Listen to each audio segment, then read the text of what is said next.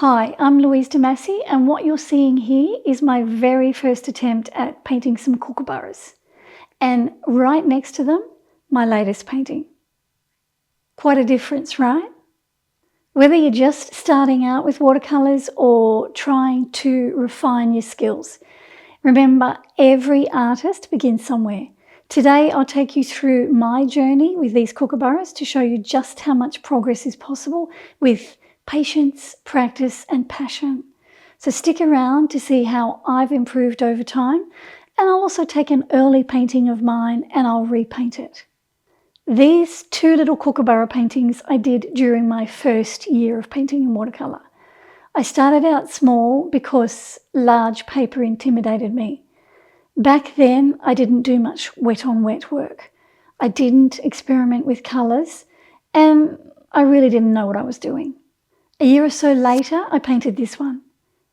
I don't have the painting to show you because I sold it, so this is a scan of it. With this painting, you can see I was starting to experiment with colour a little. I mixed the grey and I dropped in some yellow there on the front. I was starting to experiment with the wet on wet technique, but a lot of the work was done on dry paper. I've included every external edge, not realising that I could have left some lost edges. And I've got the shape of the beak slightly wrong there as well. About a year after that one, I painted this one. This painting sold as well. I remember I was really proud of this one after I'd finished it. I used some coloured pencil and gouache over the watercolour to enhance it. I can see at this stage I was still painting everything I saw on my reference photo, mainly because I wasn't confident enough to suggest areas of less importance. Then, a few years later, I painted this one, and I was very happy with it. I still am. When I painted this one, I had been painting in watercolour for about 7 years. I started experimenting with salt for texture, and I was getting more confident with wet on wet work. The painting looks fresh and less laboured to me than the previous painting I showed you. I started using a negative painting technique here on these feathers under the beak. My brushwork is looking more confident, and I started to suggest areas rather than painting everything as I saw it. Although this area of feathers on the head is still fairly busy. Shortly after that painting, I painted this one, and I like this one as well. I can see I was experimenting with colour again. I've added pops of yellow and violet for interest. I experimented with blooms on the branch, on the head, and on the body. I think the work on the branch is really beautiful and fresh. Now, this one is a painting I did last year. With this painting, I added a loose splash of colour behind the bird. I kept feather detail to a minimum. I worked mainly wet on wet, and I tried to suggest areas of feathers rather than paint everything I saw. The painting isn't laboured, and I remember that it was a joy to paint, and I'm really happy with it.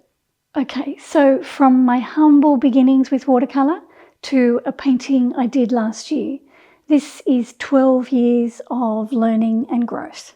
And I'm still learning. I don't think I will ever truly master this medium, but I'll have a lot of fun trying. It's the passion I have for it that keeps me interested. If you are wanting to learn how to paint in watercolour and have some fun with me, teaching others to paint is my specialty. I'm a qualified teacher and I know how people learn. I've created hundreds of online watercolour classes for super newbies right up to advanced painters. So if you are just starting from scratch or you want to boost your skills, I've got you covered. On my website, you'll find lots of information about my online watercolour classes. And if you have any questions about the classes, send me an email and I'll be happy to answer them. What I'm going to do now is take this painting that I did back in 2012 and I'm going to repaint it. I'll talk about what I'm doing and stuff that I've learned along the way. I've got my line drawing transferred to my watercolour paper, and now I'm going to paint a quick splash of colour behind the kookaburra. I'm using Schmincke's Prussian blue here and a large mop brush, and the paper I'm using is Arches hot press. Here's the reference photo on screen so that you can see what I'm looking at. It's not the greatest photo. I have better photos to work from these days, but it's all I had at the time when I did the earlier painting.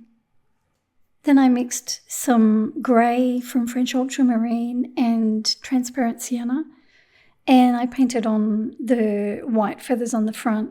This area here is in shadow, so I used this big brush to paint the shadow on as quickly as I could. And I'm working on dry paper here.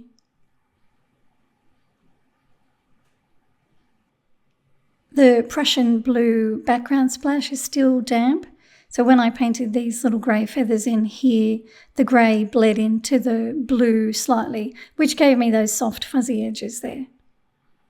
I could see some grey above the eye here, so I painted that on quickly as well on the dry paper. Using large brushes at the start helps me to stop fussing with the paint. For the wing feathers, I mixed some French ultramarine and transparent sienna together. The same as the grey, but I've used more of the brown now. And I paint that area in quickly, allowing the brown to bleed into the grey. The grey area is still wet, so you can see it bleeding there.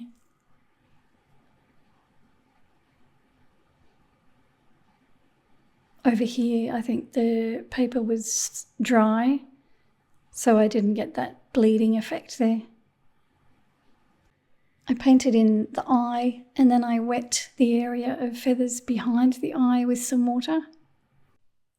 And I painted on some transparent sienna.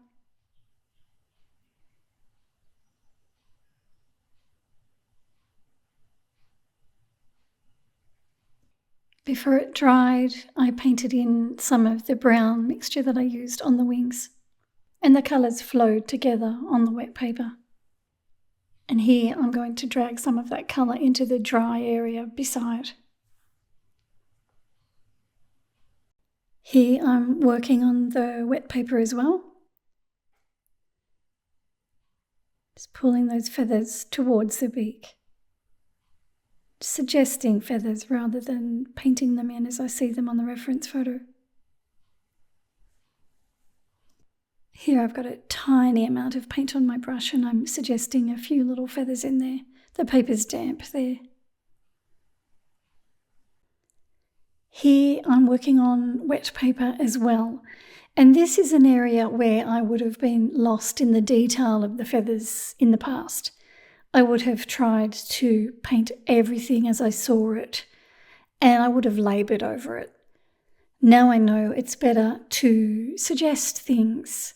It's better to perhaps work on wet paper where I can let the paint flow, and I need not try to control it too much.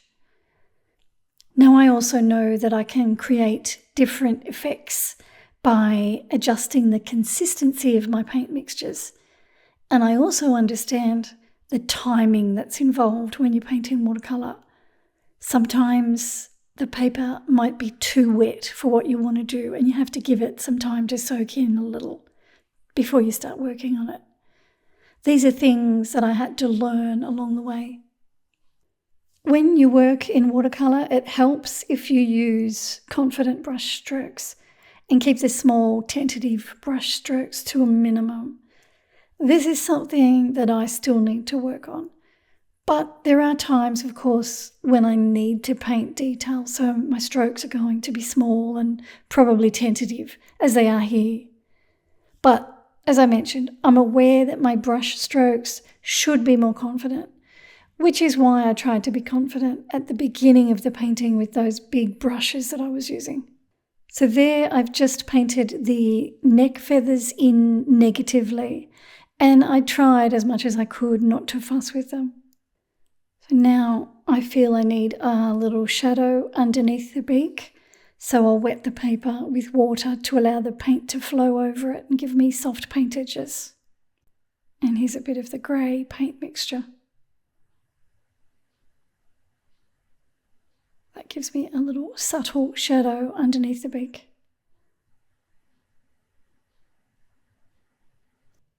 Working on the same subject multiple times can be a good idea because it allows your mind to adopt a focused approach, opening up new perspectives and methods for addressing the same subject. This approach encourages exploration and innovative thinking. Here's the tail feathers on the painting I painted years ago, and on that painting I painted the markings on dry paper, which gave me those hard edges. And there's nothing wrong with that, but these days I prefer a softer, less laboured look.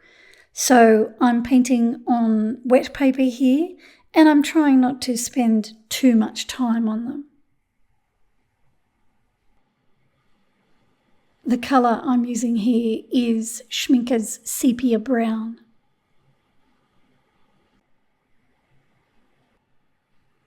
So the tail was fairly quick and easy to paint in.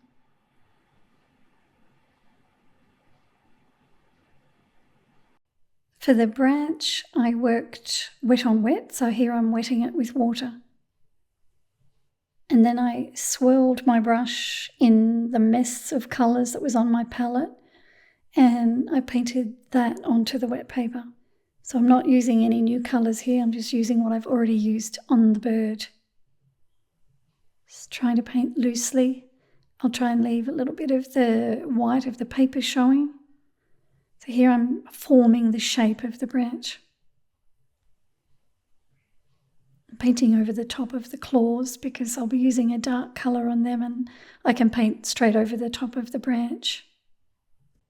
Then I used some of the blues that I used on the Kookaburra. So this is the Prussian blue. And then I added some deeper shadow areas with sepia. I pulled some of that colour into the bottom of the Kookaburra to make it look like the feathers were sitting over the top of the branch.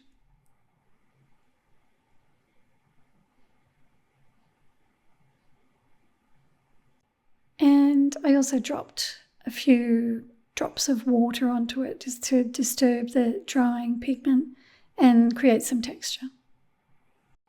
When it was dry, I quickly painted the claws in with the sepia, so the paper's dry here. I also painted a little light shadow beside the claws. So then it was time for me to do a little bit of fussing. I try not to do this as much as I used to do, but I could see some little feather shapes up here, and I thought I might accentuate those a little bit by painting around them negatively. And that will add a bit more detail on the head of the bird.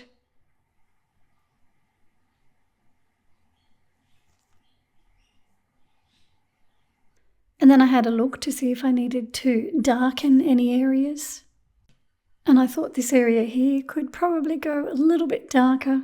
So I wet it with water, and then I used some sepia there as well, just to deepen that colour.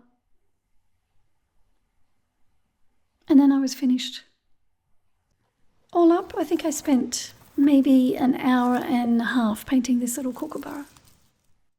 And there it is finished and cut off the board. I've learned a lot along the way, but as I said, I still have a lot to learn.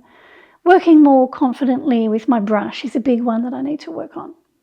There are no shortcuts to success. You have to be passionate, you have to put in the brush mileage, you have to make mistakes, and you have to evaluate your work with a critical eye.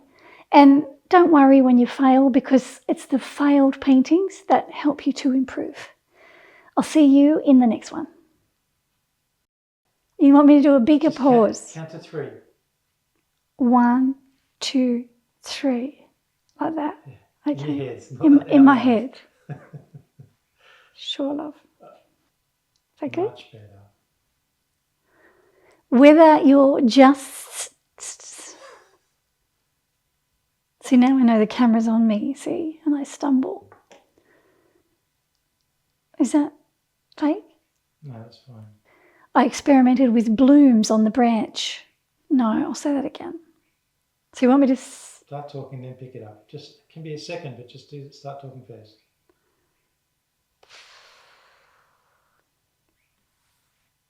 You're bossy.